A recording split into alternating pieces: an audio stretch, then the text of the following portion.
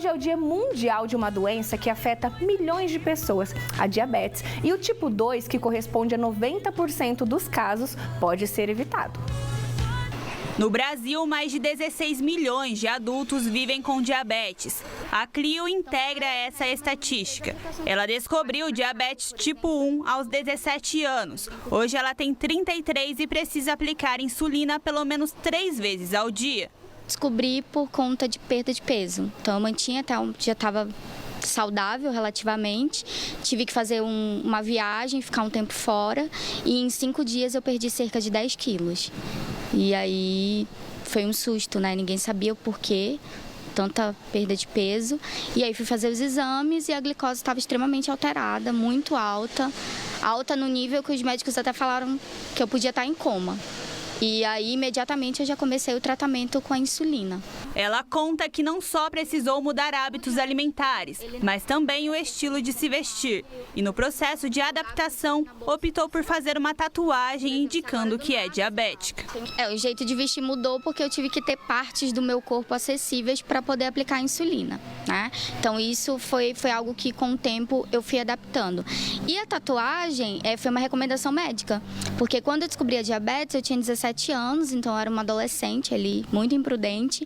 E aí uma vez eu acho que eu comi alguma coisa, fiquei meio mal do estômago e fui para o hospital e vieram me aplicar soro glicosado, né? E soro glicosado é um veneno para quem tem diabetes. E aí, contando o caso para o meu médico, ele falou, olha, todo diabético ele precisa ter um alerta dizendo que ele é diabético. Ou um documento, ou algo que seja visível. E aí a recomendação médica foi fazer uma tatuagem mesmo, assim. Depois do diagnóstico, a Clio ainda descobriu que faz aniversário no Dia Mundial do Diabetes, celebrado em 14 de novembro. E a data passou a ter ainda mais significado.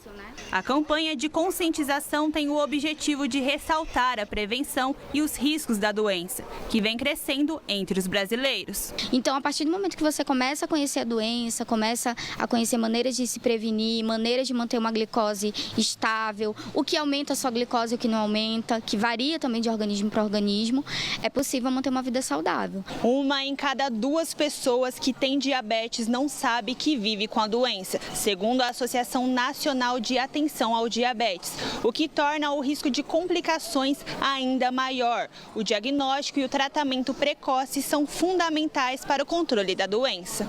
Se a gente fizer um diagnóstico logo no início, né, da doença, a gente evita que essa doença evolua para as complicações crônicas. Por isso que é tão importante a gente, naqueles pacientes com risco para desenvolver diabetes, principalmente o diabetes tipo 2, façam os exames regularmente, que assim a gente consegue instituir o tratamento correto, evitando essas complicações.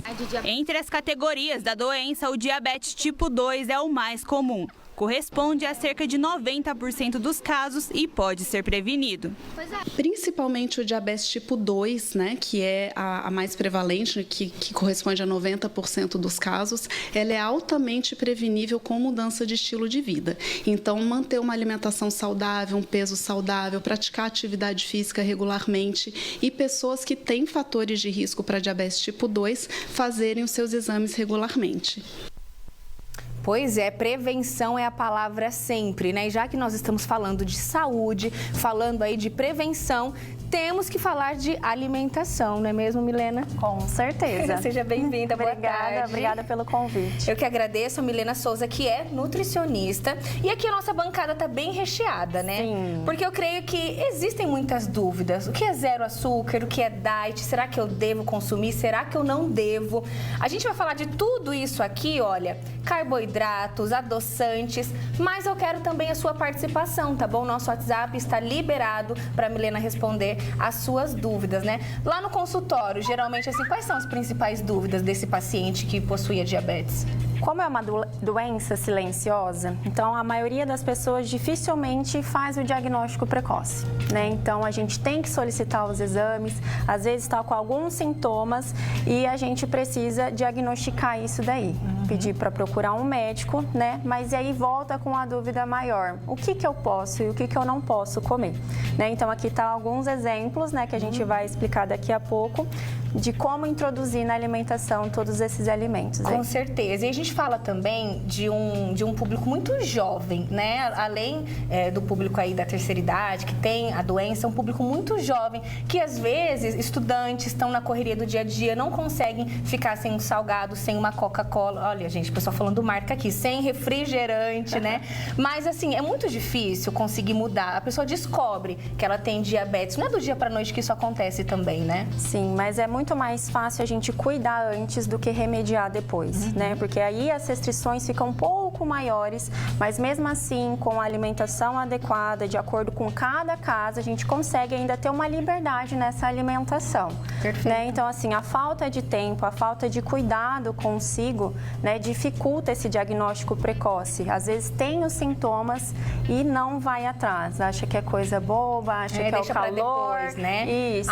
Eu vou tomando uma insulina, vou controlando, mas acredito eu que a alimentação tem, assim, um papel fundamental. É a base de tudo. Com certeza. Já no próximo bloco nós vamos falar sobre tudo isso. Olha, carboidratos, adoçantes, frutas e tudo mais. Então você não sai daí, aproveita o intervalo para mandar a sua pergunta, tá? É rapidinho.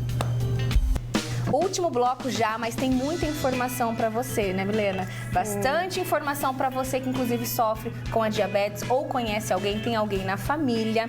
Vamos falar agora desses alimentos aqui. Será que eles são vilões? Será que eles ajudam? Primeiro vamos falar de carboidratos. Aqui temos o pãozinho, né, representando até um lanchinho aqui. Tá na correria do dia a dia, um pãozinho com embutido, tal. Pão, macarrão, arroz. O que você tem para falar pro diabético? Hoje, com a famosa dieta low carb, né, a gente tira muito pão, então corta muita fonte de carboidrato, que é uma das coisas que o nosso corpo precisa mais para garantir a energia para fazer todas as funções do dia a dia, né?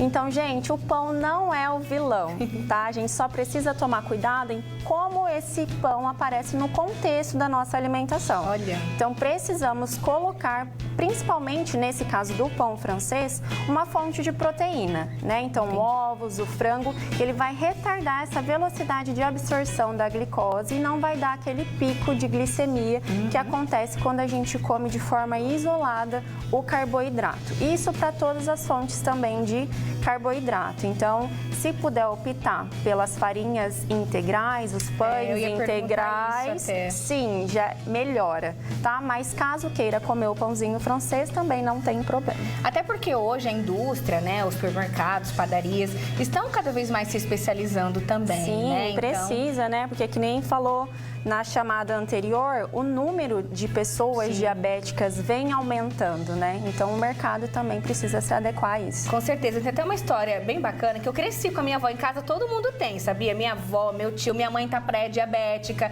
Eu, inclusive, já tô me cuidando, indo ao médico para não correr esse risco. Mas eu cresci com a minha avó comendo pãozinho, ela tirava o miolo. É indicado tirar o miolo, comer só a casquinha? Então, na verdade, que nem eu falei, se tiver associado com uma fonte de proteína, não tem essa necessidade, né? Mas assim, evitar mesmo de forma isolada o carboidrato. Entendi. Então, a vozinha tinha que pôr ali uma fonte de proteína, uma carne, alguma coisa assim, sim. Agora eu tô curiosa, eu confesso que eu tava curiosa esperando por esse momento. Gelatina, porque assim, quem tem diabetes, às vezes sofre muito essa vontade, né? De comer uma sobremesa, comer um doce. Então eu vejo muito o pessoal comendo aí a gelatina diet, né? É indicado, não é? O que você diz? É uma boa estratégia para quando der essa vontade de doce, tá? Então, realmente, a gelatina zero, ela não tem açúcar. Então, pode ser consumido, sim. Não de forma exagerada, porque nenhum alimento pode ser de forma exagerada, né? Então, se for de forma isolada, então tudo bem comer a gelatina. Tudo bem comer ela. Mas se for associar com uma fruta, uma fonte de fibra, daí tem que ser com moderação. Tá, eu achei muito interessante que você falou pra mim nos bastidores desse chocolate, né? Sim. Que vem escrito no rótulo, empresta ele aí pra mim, pra eu mostrar pro pessoal de casa. Não vai dar pra ver, mas vem escrito no rótulo, contém sacarose. Ele é um chocolate diet, mas contém sacarose. Sim, então diabéticos têm que ler rótulo, tá? No rótulo tá especificado tudo que vem no produto. Quando se trata do alimento diet, a gente retira um dos componentes, geralmente ou o açúcar ou a gordura. Neste, sendo diet, ele não contém açúcar, mas ele pode pode ter vestígios de algum açúcar. Olha. Então você tem que tomar cuidado, que pode conter o açúcar aí e ser prejudicial para o seu controle da diabetes. Muito importante. Acho que isso é uma preocupação, que geralmente os alimentos vêm bem grandão assim, né? Diet, deixa eu tampar aqui, ó, vem escrito assim, ó, diet. A gente fala, tá liberado, vou comer, mas a importância da gente ver aí o rótulo, né? Aqui tá dando para ver. E também a questão de que às vezes eu vejo assim, vem escrito assim, contém açúcar, não contém açúcar, mas contém do próprio alimento, natural, Sim, assim. por exemplo, a lactose, que é próprio do leite, Olha. então é um açúcar, tá? Só que assim, pessoal, quando se trata de um alimento diet, não significa que ele seja 100% saudável, Olha. tá?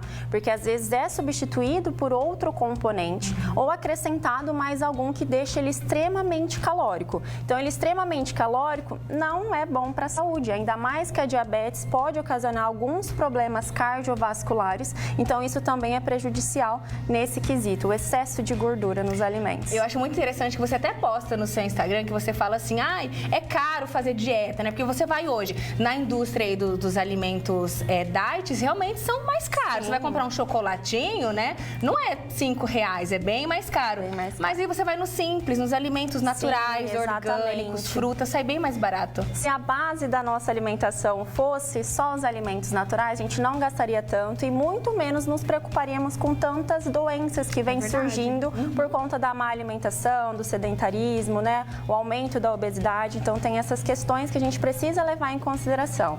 Nada substitui uma boa alimentação. Com certeza. E nada substitui um profissional, né? Não vai no Dr. Google, vai no profissional. Tem perguntinha aqui, olha. A Maria Luísa de Birigui, ela quer saber se quem tem diabetes pode comer manga. Pode comer manga, porque tem um mito também rolando aí de uma blogueira que soltou que Ai, frutose meu Deus. causava cirrose nas pessoas, Meu né? Deus. Mas a frutose da fruta em si não é prejudicial, tanto que ela não altera a glicemia. Olha. Então ela não aumenta os níveis de glicemia, tá? Então pode consumir de 2 a 3 frutas no dia sem problema algum. Essa frutose, que essa blogueira quis dizer, ou não sei se ela tinha conhecimento sobre, é a frutose proveniente do xarope de milho, Ah, entendi. que é utilizado para adoçar produtos industrializados. Então, refrigerante, né, sucos que são adoçados artificialmente. Inclusive, temos aqui... Tem aqui o de pozinho. Suquinho de pozinho, tá na correria, vai almoçar, vai jantar. Ai, deixa eu fazer um suquinho de pacotinho. E esse daqui é vilão? Ó, esse daí eu falo, é uma estratégia fit, tá? Porque ele não tem calorias, mas porém, como o caso do chocolate, ele não significa ser 100% saudável, né? Então, às vezes, pode ser consumido, né? Tá com vontade, tomar um pouquinho, mas evitar todos os dias. Perfeito. Adoçantes, uma dúvida muito frequente do pessoal. Aqui nós temos stevia, 100% stevia. Xilitol, aquele de gotinha. Os mais indicados são os mais naturais, que é o stevia e o xilitol. Os outros têm bastante sabor residual, então não agrada muito também o paladar do pessoal, né? Então, assim, tem alguns estudos que são prejudiciais à saúde, mas como não tem essa comprovação ainda, então, quanto mais natural o alimento, quanto mais a gente saborear o alimento, é melhor, né? Porque o adoçante, ele também faz com que o nosso paladar fique mais sujeito a querer coisas mais doces, tá? Então, ele tende a essa busca maior. Então, Perfeito. quanto mais natural, melhor. Entendi. Banana, a gente falou da manga. Banana muito presente, né, na alimentação dos brasileiros. Para quem tem diabetes, Pode consumir também, é igual o caso do pãozinho, tá? Então, com moderação, pode estar incluindo numa dieta equilibrada. refrigerante zero açúcar. Ai, ai, ai. Pode ou não pode? Como é o caso do suquinho, né? Então, assim, é zero açúcar. Então, o diabético pode consumir sim, que não vai alterar na glicemia. Porém, tem corantes, aromatizantes, Sódio, tem bastante sódio, né? Não tanto quanto antes. Olha. Melhorou, mas não significa que seja saudável também. Então, é uma estratégia. Tá com vontade, toma um pouquinho, só não exagera. É, só pra matar a vontade. Esse daqui é o Isso. quê? É canela. Canela. Eu trouxe a canela e trouxe a aveia, Que tá? legal. Então, a canela tem estudos que comprovam que ajuda muito no controle controle glicêmico, e a aveia a gente usa para aumentar a quantidade de fibra na nossa alimentação, que também ajuda no controle da glicemia. Perfeito. Rapidinho antes da gente encerrar, tem uma perguntinha aqui, a Rosângela. Samara, ressecamento na pele, é porque a diabetes anda alta? Será que tem alguma coisa a ver? Pode ser que sim, mas também a gente está num período muito quente, fica um tempo sem tomar água, né? Então, às vezes, a hidratação interna, assim, a hidratação externa em si, mas ressecamento de mucosa pode ser sinal também, desidratação, porque vai mais vezes no banheiro. Então, é importante fazer um exame para diagnosticar o quanto antes e cuidar da melhor forma. Com certeza. Olha, muitas perguntinhas, daria pra gente ficar aqui o resto da tarde falando, né? Porque é um assunto que o pessoal tem bastante dúvida. Mas olha, perdeu alguma coisa? Não tem problema, corre lá no canal do YouTube da Band Paulista e reveja aqui o nosso bate-papo. Muito obrigada, viu? Eu que agradeço. Até a próxima, adorei. Até mais. Beijo pra você também.